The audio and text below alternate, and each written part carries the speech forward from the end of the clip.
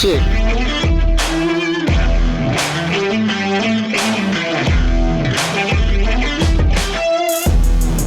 Well, it's the end of January and I'm ice fishing for the first time. It's been a terrible winter to get out on the ice. I'm not super upset about it. We're up in northern Minnesota with Jon Krumsieg, and we put some miles on today. We're gonna try to find some perch, some walleyes, roaming around a basin. We're not super deep, but we're not super shallow. We're gonna try to have a fish fry tonight again, I think. So, see what we got.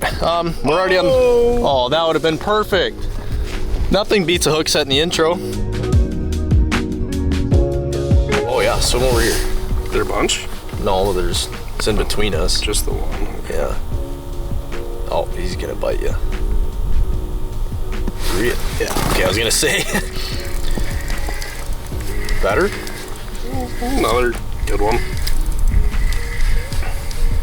My minnow head's falling off. No!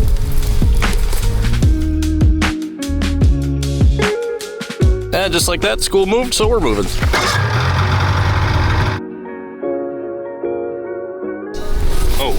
Oh, my goodness.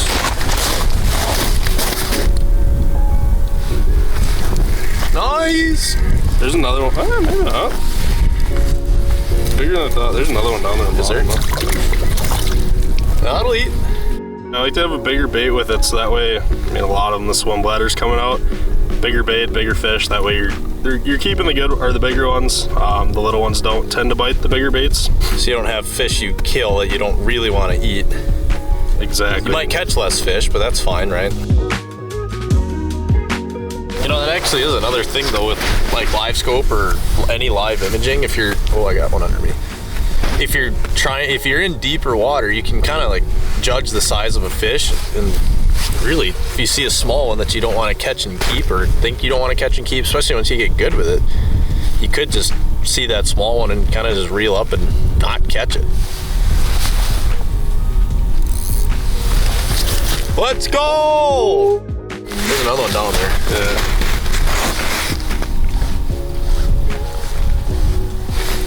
Doubles! Doubles! They'll eat though. So, you know, we're not catching like Devil's Lake jumbos, but there's nothing wrong with frying this fish up. And we're using big spoons to really try to eliminate the idea of catching these smaller ones. Look at that dorsal fin, that's kind of whack. Oh, that's goofy. Almost like a stocked fish kind of thing. But live scope and big jigging spoons, we're able to pick and choose our fish basically on what we're gonna eat.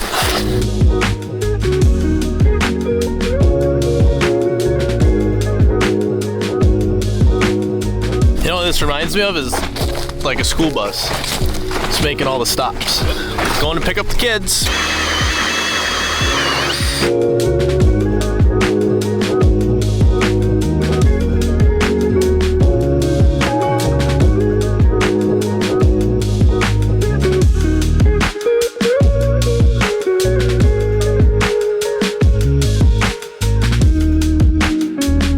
That's not like an uncommon fish for here.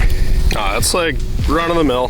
They definitely get smaller, a few bigger, but that's a good one. You know, and where we're fishing, we're gonna be keeping all of these fish. It's deeper water, and so we don't wanna be putting back fish that probably aren't gonna make it, but that's like a perfect eater.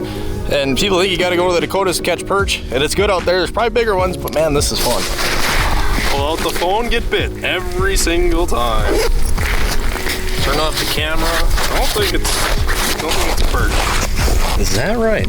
It's a large perch. It's a perch. Hello. Oh, Mr. Walleye. That'll work. Sure, I'll eat that.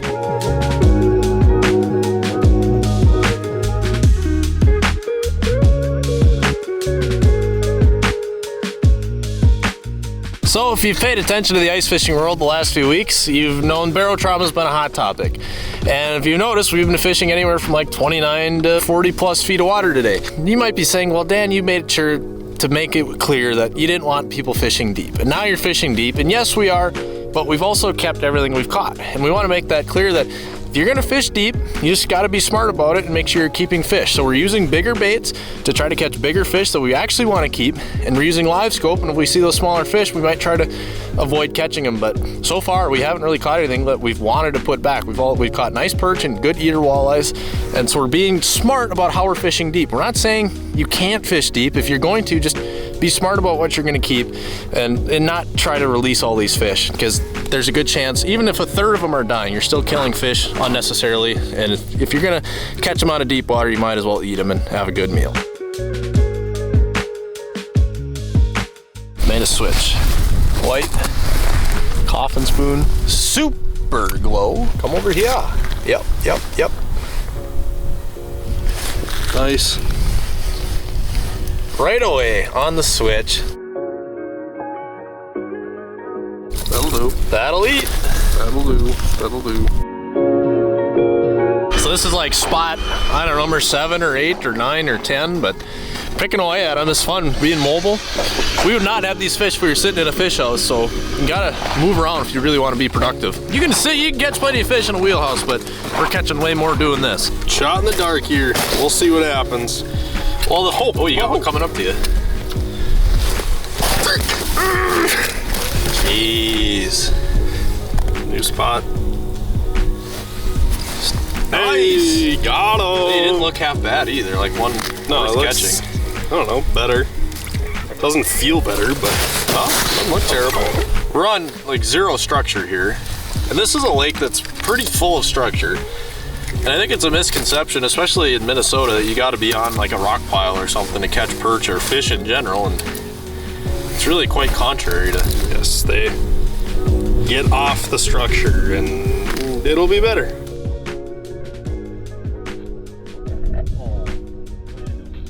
So, do you have to go take your ice jig now and get it pressure washed and sprayed down? Yeah, the zeebs are back. I can't say I've ever seen a zebra mussel while ice fishing. I don't know if I have either. That's kind of crazy.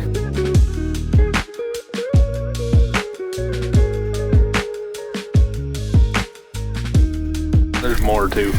Well, if I can get it. Looks like there's more at least. Yeah, there's one more down there. Nice one? Oh yeah. Someone's cruising over to me. Really? He was, now he's slowed up. Looks like a nice one too. Yeah, it looked big. Oh no. You dumped him. The back reel was Nice. got clicked. Ah. Nice. Honestly though, what we did today is like proof of why having a snow bear is awesome. Yes, a snow bear would be incredible. If anyone wants to give me a snow bear, This is true. I'll take one too. yeah, if anyone's got 2 snow bears.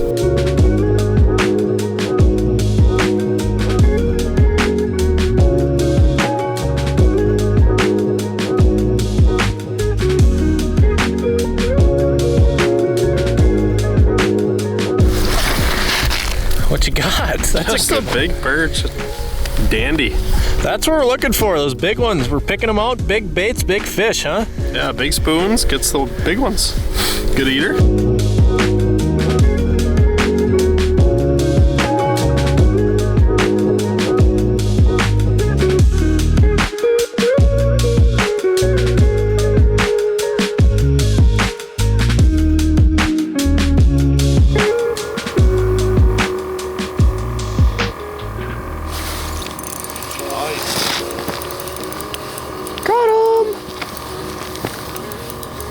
It's like not small either.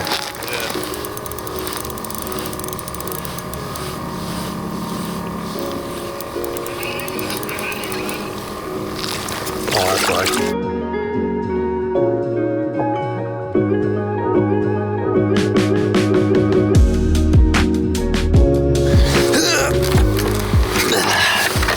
Who says you can't catch daytime walleyes in clear water? Just gotta know where to look. When you're on a harvest mission, it's okay to look deep. This sun feels amazing right now on my face. It's probably gonna feel amazing to the fish too. Oh, I'm marking. Got him. Sun came out. Fish are heating up. If this is a perch, it might be a walleye actually. Oh no, it's a good one. Nice perch. Look at that. That sun makes all the difference with these fish. Just fire it up. Big spoons. That's so much fun. That's gonna be a good one to eat. Nice.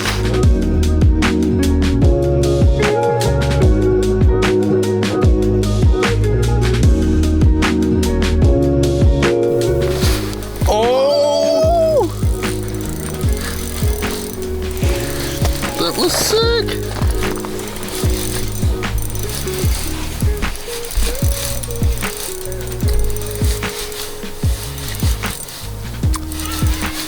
What are you?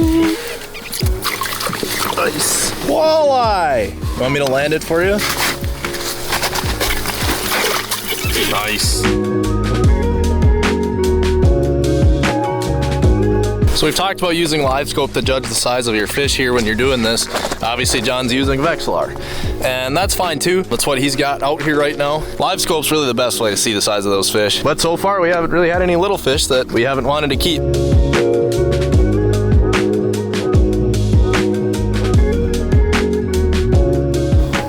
I'm getting him to chase a little bit, but mainly I'm just sitting here just shaking it in place, waiting for him to come up.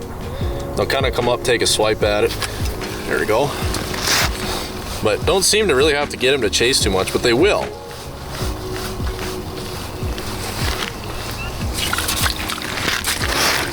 See, the thing with this fish, with his eyes bugging out, it's still very lively. It would probably swim back, and you'd say, oh, it swam back, it must be fine. But with those eyes bugging out, that's just not healthy for him. And so it's just best to keep this fish instead of trying to put it back down there where it might not make it.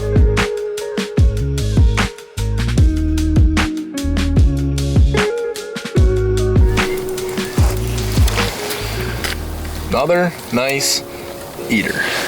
It's like we're fishing different fish now. And I think I lost my minnow. Or not. Legitimately, we're fishing different fish. So if you're gonna do this, pick a sunny day, apparently.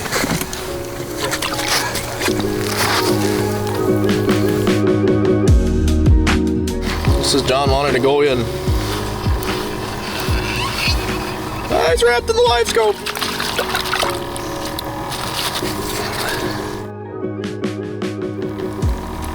Not the biggest one of the day, but another good eater, probably a 9-incher. That's kind of where the ones I like to eat. You can see the eyes are bugging out, signs barotrauma. We're gonna keep this fish, but fun day out here. Sun popped out, fishing really picked up, but we gotta go. We got life to get to.